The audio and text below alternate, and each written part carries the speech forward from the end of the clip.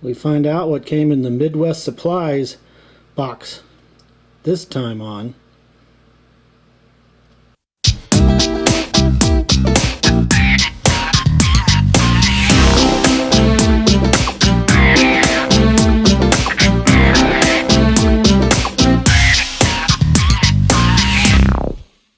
Well, it's October here in Gadget Gardener Land.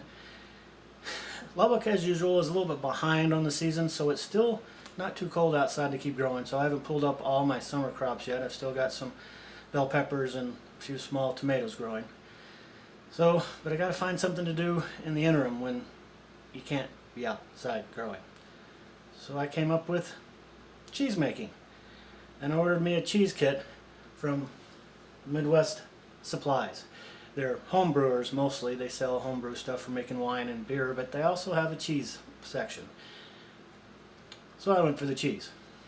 So let's see what's in the box. Okay. Paper. Midwest, thank you for your order.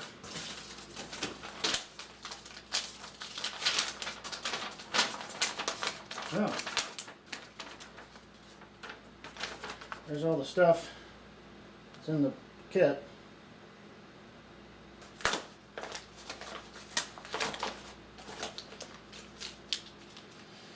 Ice bricks, Butler Tech Industries.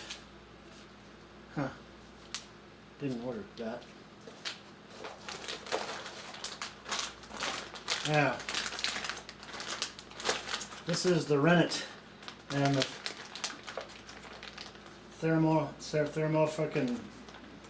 the two different types of cheese cultures. They're supposed to be kept cool, along with the ellipsis. Ooh, the ellipsis power is one of the reasons I ordered this script. You use this to make Romano cheese and Parmesan cheese. So that's important because those are the two things I really want to make. I'm going to make some farmhouse cheddar as well. Those are all hard cheeses. Actually use the thermolytic cultures for that, because it goes up to a little higher. It's about 120 degrees. It doesn't hurt the cultures. But there's also the miso. I knew how to say this before I started recording this. These are for the lower ones, not to go above 107 degrees, I think it is. But vegetable rennet. Not as good for long cheeses. I'm actually probably going to end up ordering. I'm going to make the farmhouse cheddar first. It only ages for 30 days. The Parmesan and the Romano cheese actually go for anywhere from 9 months to a year. And supposedly vegetable rennet brings on a sour or a bad taste. So I need to get some animal rennet for that. But there's that. That's the reason for this. It's cold. Because to keep that stuff cold, I have to get that in the refrigerator pretty quickly. Wow, that's to stir the. Wow, that's a lot bigger than I was realizing it was gonna be. Okay, wow, big. Urgh. Nice. This is the hard cheese mold. I don't know if you can see those. There's little holes all through it and stuff, and there should be a follower that fits in here. Has an open bottom because you'll have there should be some muslin or some cheesecloth in there. You'll have the actual curds and the cheesecloth and stuff. This sitting on top of the press, and this sits on top of it, and then you press it down, and as it squeezes the curd together to squeeze out the way, it'll come out these holes and out the bottom. This one's fairly sturdy, so it's for hard cheeses, which once again are Parmesan, Romano, and the farmhouse cheddar. Now, the curd cutting knife. After you put in the rennet and let it set for a while, the rennet it coagulates into a big blob, and you have to cut the curds into whatever size pieces you need. So you stick this in the gut and you cut it into 1/2 inch or 1/4 inch or whatever. So this is for cutting the curd. The little book of making cheese, butter, and yogurt. I do plan on making some cheese, some butter, because I actually found some raw milk, and gotta let it separate and get the cream off the top to make the cheese, and then what's left is called skim milk. Parmesan uses skim milk. So I'm going to get butter and Parmesan cheese out of it. It's going to be cool.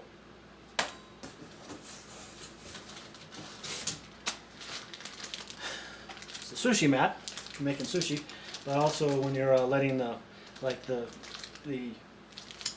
cheddar will have to sit out for 3 days while it builds a rind, dries out and builds a rind. So you have to sit it on something like this so air can get under it, so it all dries out. So that's what the cheese is for. Well, there's the butter muslin and the cheesecloth. This one's a little bit finer, so that's probably what they'll use. But they both have their uses. It's apparently 2 square yards, which is quite a bit, especially since you can reuse them. This was one of the main reasons I ordered this particular kit. You get this really nice thermometer.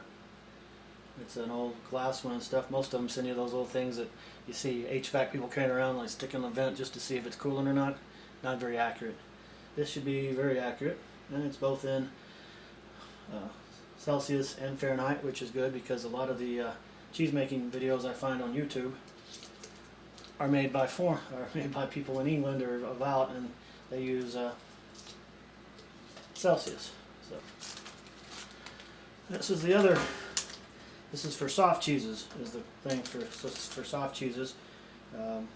Mozzarella. I mean, we don't usually use. I don't plan on using it actually because I don't know. I'll probably end up making it. Calcium chloride. That's the stuff you use. If I hadn't found the raw milk, if I was having to buy the stuff from the store that's pasteurized, this is what you put in it to help the rennet actually coagulate it. So this is very important. Coloring. If I wanted to make the cheddar cheese yellow, this is what you would use. Cheese salt. It's a flake salt that isn't got iodine in it. Actually, kosher salt is a flake salt that doesn't have iodine in it, so you can get that too, but it came with the pack. Citric acid.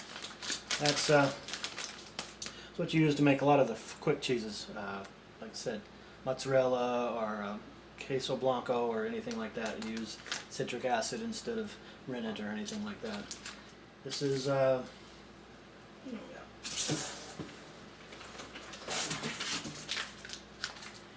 it's either a pound or 2 pounds. I don't know which. Cheese wax.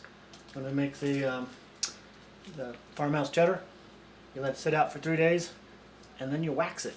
White, so it doesn't go bad. This is the wax you use. Use this to put it on. So that's basically what's in the box. Cool. Well, make sure you subscribe because I'm going to be making videos on how to make the said cheese that I was going to make. The Parmesan cheese, the Romano cheese, the mozzarella. I decided why not try and make some mozzarella. It only takes 30 minutes to an hour. So subscribe and like so you can see those. And oh, I'm going to be building a cheese press too. I've got all the stuff together to build a cheese press. So I'll be making a video of that, building a cheese press, so I can use this to make the hard cheeses. Well, that's it for this edition of Gadget Gardener.